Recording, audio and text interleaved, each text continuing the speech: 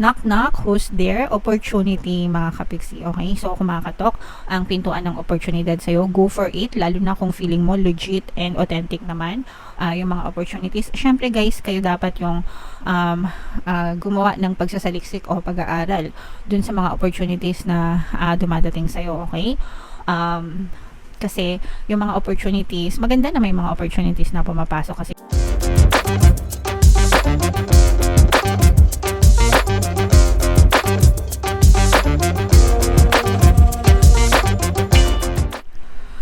hello guys, hello Aries, welcome back to Pinoy Pixie Tarot. Ang pamagat ng episode natin for tonight is messages from the universe para ngayong October to November para sa Aries, Sun, Moon, Rising, Sign, and Venus.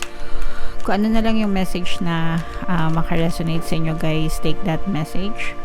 Unahin natin tong deck na to mga kapiksi.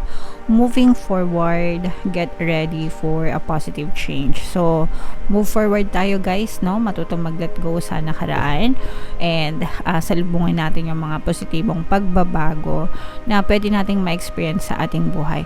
Yung pagbabago sa buhay natin, mga kapiksi, hindi yan mangyayari unless you change you first. Your thoughts, your habits, your perception, your attitude, your paniniwala, your beliefs, ganyan. Bago natin ma-experience yung pagbabago sa ating 3D or sa physical reality, manggagaling muna yan sa iyo mga kapiksi. The real power is within you. Okay? Sa iyo yan, ikaw yan. Kung hindi ka nagbabago, hindi magbabago buhay mo. Kung hindi magbabago yung habits mo, yung perception mo, yung patterns mo, kung paulit-ulit kang nega, paulit-ulit kang nagrereklamo, paulit-ulit kang kuda ng kuda sa buhay mo, hindi magbabago yung buhay mo. Kahit na sandamakmak na blessings at abundance yung naririnig nyo sa tarot reading. Okay? So, if you want change, if you want positive change sa buhay nyo, you have to learn to move on, learn to move forward, learn to change everything, lahat ng pwede mong baguhin into positive mga kapiksi, baguhin mo para magbago din yung takbo ng buhay mo. Okay? So, ikaw yan, sa'yo yan, nakasalalay, sa iyo nakasalalay ang buhay mo. It's your life, it's your responsibility, it's your accountability. Lahat, ikaw yan, kapiksi. Okay? Alright. Now, another message for you, Aries. Seek clarity, mga kapiksi. Kung kayo ay naguguluhan, magdasal kayo, guys. Okay? Or magsaliksik kayo, mag-research, take your time, mga kapiksi, hanggang sa mahanap mo yung sagot sa mga tanong mo, sa mga bagay na nagpapagulo sa'yo. Take your time, mga kapiksi. Okay? Alright. Another message, Aries. Eto guys, maging sensitive kayo, no, sa lahat ng nangyayari sa paligid nyo. Mararamdaman nyo naman guys if you are in a negative or in a positive situation. Mararamdaman nyo rin yung tao. Mava-vibes nyo yan, masasense nyo yan mga kapiksi.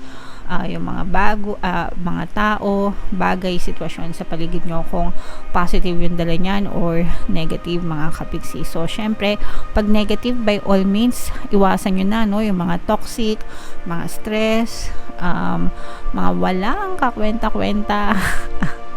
Huwag niyong sayangin yung energy nyo dyan. Instead, focus on the positive ones, mga kapiksi. Surround yourself with positive people, positive things, positive thoughts, positive events, lahat positive mga kapiksi, para yun din yung ma-experience mo palagi sa iyong quantum bubble guys. Okay?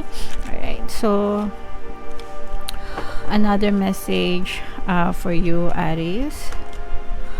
Knock knock, who's there? Opportunity mga kapiksi. Okay? So, kumakatok ang pintuan ng oportunidad sa'yo, go for it, lalo na kung feeling mo legit and authentic naman yung mga opportunities. Syempre guys, kayo dapat yung gumawa ng pagsasaliksik o pag-aaral dun sa mga opportunities na dumadating sa'yo. Okay?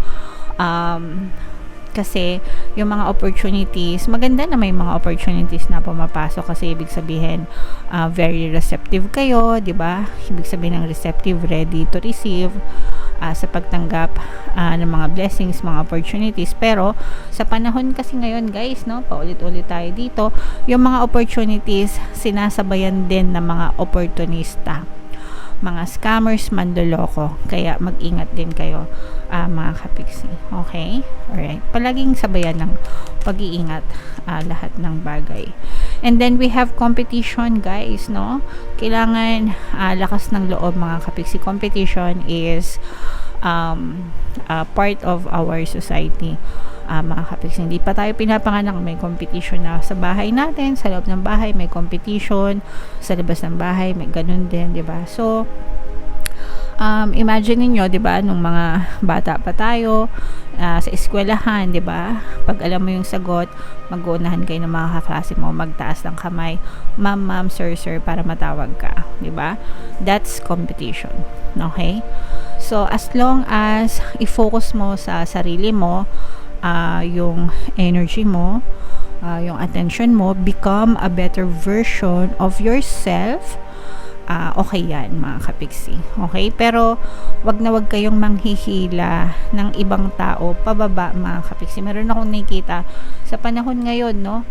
Hindi ko alam kung bakit ganun pa rin, mga naglalakihang pangalan sa social media, sila pa yung naghihilahan pababa. Hindi ko maintindihan bakit gano'n. Dapat nagsusuportahan tayo, mga kapiksi. Okay? So, yaan na natin sila.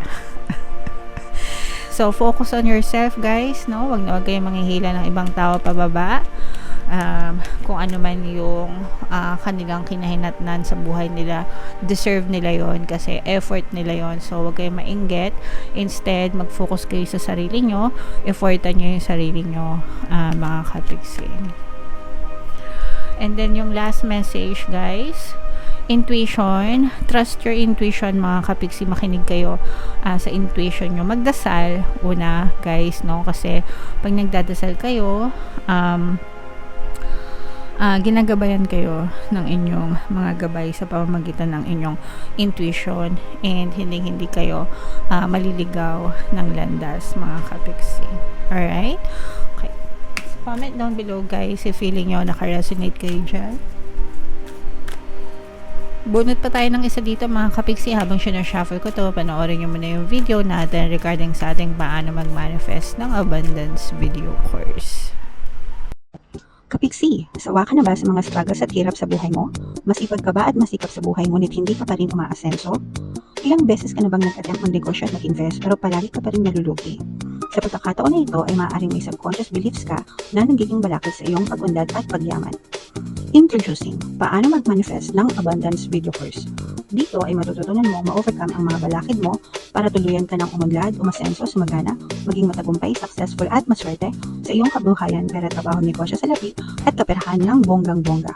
Dali, mag-send na ng email sa pinoypixie@gmail.com at simulan na ang iyong pagyaman ngayon.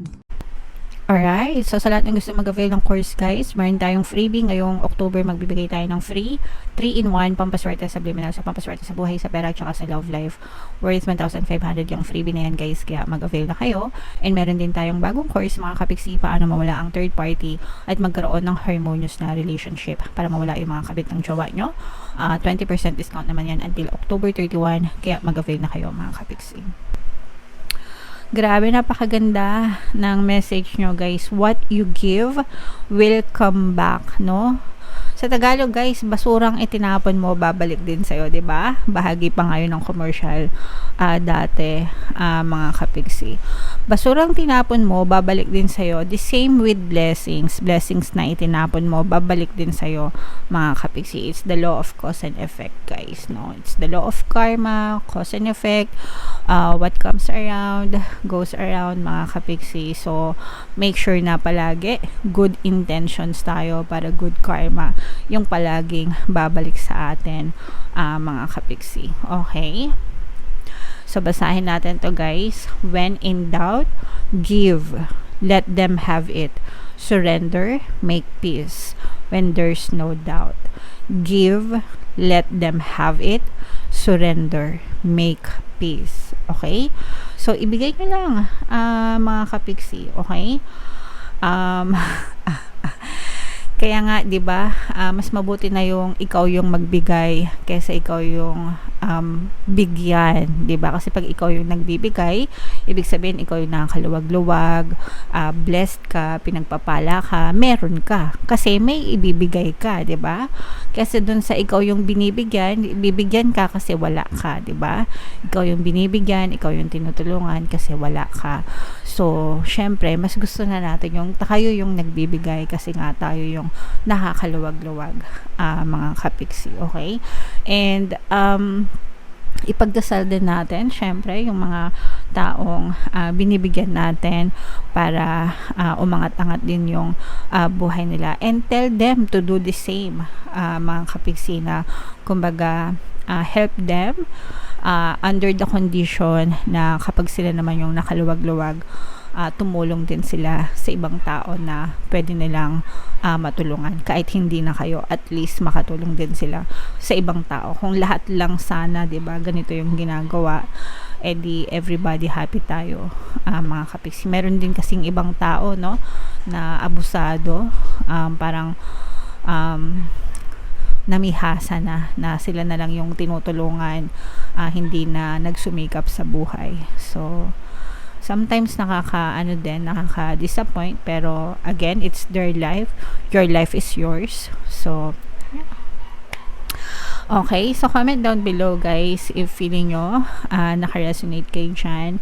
And eto, guys, i-mind nyo to, itong moving forward, moving on, itong opportunities na to, yan, i-mind nyo yan sa comment section. Deserve nyo yan, mga kapiksi. And ito yung ating 2025 kapalaran, guys. Panoorin nyo na. And ito naman yung ating success stories ng paano mag-manifest ng abundance video course. Click here to subscribe, guys. And ito yung ating mga pampaswerte subliminals.